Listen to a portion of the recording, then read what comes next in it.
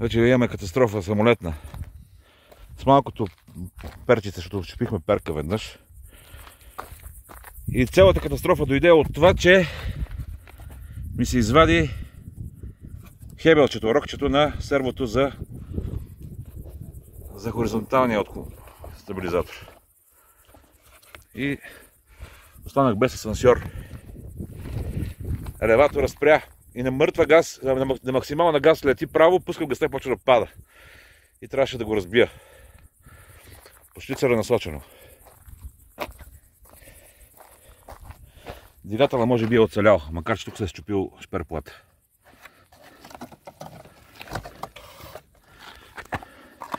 Ето тук това му пречи.